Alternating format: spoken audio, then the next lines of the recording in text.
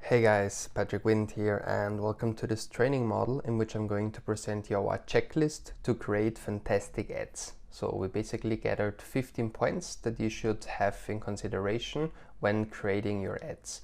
We took the information from this source and also against it and twisted it a little bit around with all of our know-how and experience, of course.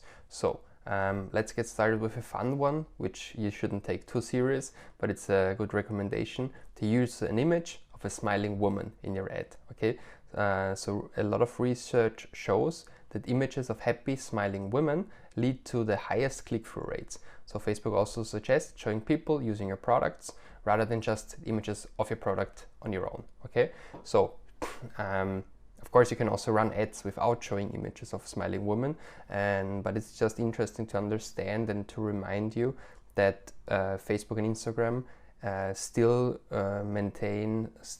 remain social networks where people look for humans, and they're not looking for products in the first place. They're rather looking for social engagement, and therefore it makes a lot of sense to come with the most authentic and natural kind of imagery that you could possibly have. So does it look like an organic post? Okay, it should in the best case look like a post from a friend or family member who just posted something on Facebook or Instagram. Okay, and for example, an image of a smiling woman could be the image of a friend of mine, my sister, my mother, whatever. Okay, and if this image that looks authentic is happens to also wear my products, well then that's a good fit. Okay, so that's just that you shouldn't take it too serious, and you can of course also run other kind of image ads, but it's just a good recommendation to use smiling faces,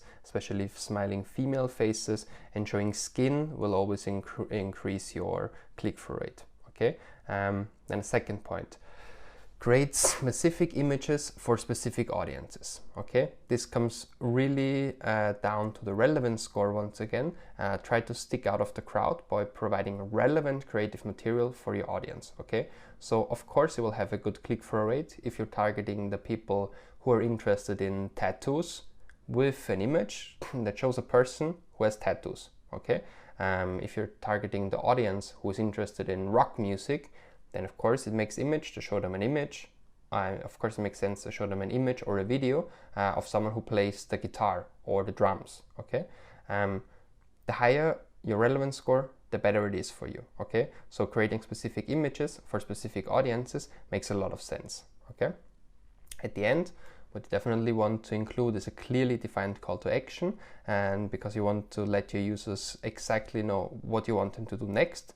For example, click to learn more, download the free reports, or you could even ask with start with a question. So do you want more sales online? That's what I do in my ads, for example. Okay, that's a good recommendation if you want to be very specific and relevant. So you could make sure that your ad image is the optimal size for your ad delivery. As you very well know, the optimal size for an Instagram feed image is different than for desktop right column. Okay, and the best size for image will vary based on the type of ad that you're creating. And this is a very fundamental but very important element, that you should use high impact images, because your image is what will grab the attention of your users as they scroll through their newsfeed. Use surprising or eye-catching images that make users want to learn more. And even though it's a painful truth, but sex still sells the most. Okay, so of course you shouldn't abuse the sex sells strategy too much, but it always works. But please be careful that you're not too erotic with your imagery, because it can block your account. Okay, but still, like, just showing good-looking smiling woman or good-looking smiling man, okay, will definitely help. And use text in your ad image, and be sure to not add too much text. Remember that there is a guideline that images cannot include more than 20% text, but it's still a great idea to use your company logo in a consistent way also on top of your ad image. It's a good idea to put the key benefits of your copy also already on top of the ad image. So that's something that you should really give a test, and it makes a lot of sense. Then send the traffic to a dedicated landing page.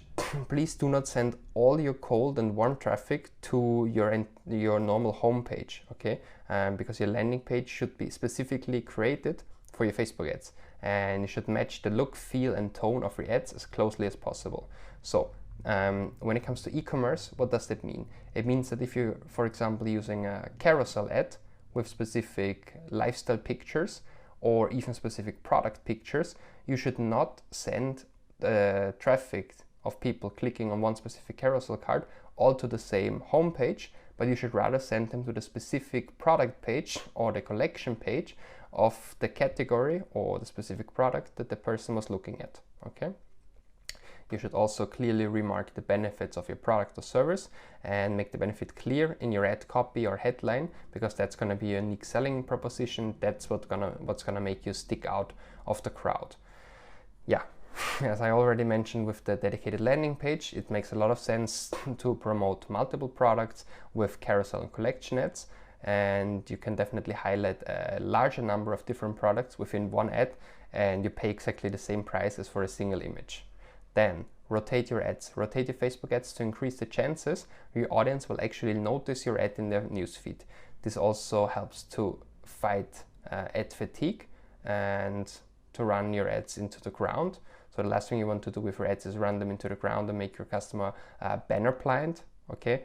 And this is, of course, those 2 points go align, and you should really make sure that the frequency of your ads is not going up too high, especially when it comes to retargeting, okay? We'll have an entire section on the frequency in a later chapter, but it is very important that you have in mind that frequency should be natural. So just put on your normal understanding that it's of course not great if your audience has seen the same ad hundreds of times, okay? But we will go in much more detail about the right frequency in a later chapter. But it's just important that you have in mind that one image that you create for your ad today will not be the same, will not be as successful for you as it is today in 2, 3, or 4 months, okay? So it's really important to rotate your ads, do it like every 2 weeks or every 4 weeks, or every 6 weeks, depends on the frequency and the audience size and the budget you have. But have in mind that rotating your ads, coming up with new creatives, is a very important element. I even know many companies that rotate their ads, but they have high budgets, okay? But they rotate their ads at least twice per week, okay? So every Monday and every Thursday they change the ads completely, like the entire creatives. I'm not saying that everyone has to do that, but I'm saying that that's the extreme extent. You could also change them just every 2, 4, or 6 weeks, whatever goes aligned with your budget, your audience size, and also your creative capabilities of providing new stuff. Then optimize the ads for a specific ad placement, okay? Of course, it would be nice to have a specific ad for people on their desktop newsfeed or desktop right column. Of course, we want a different creative for Instagram stories, but please have in mind that you shouldn't worry too much about this specific optimization for ad placements, because, for example, with one-on-one videos or horizontal photos, okay, these are the two hints, the 2 tricks. So one-on-one videos or horizontal photos, your ads will be perfectly displayed also with automated placement. So you could rather focus on finding the right audience and creating wonderful one-on-one videos and creating wonderful horizontal photos than just trying to optimize all the time. So it's a dilemma, okay? I'm giving you both points here because I think it's important for you to know that both phenomena exist. On the one hand, you could always create a specific image size, image format for specific placement, but you could also use automated placement and work with horizontal photos and one-on-one videos, okay? It's completely up to you, and it's about testing, right? And then that's also a good bridge. Just as you need to test if you want to optimize for specific placement or just use automated placement, you should also test all the versions of your creatives and and copies, because it is important to test our variation of Facebook ads to see which one converts best. So some elements to test include image, the colors, the call to action, headlines, and ad copy. But once again, don't A/B test too many elements at once, because you won't have enough results to conclude the test. So that was it for this wonderful checklist on how to create fantastic ads.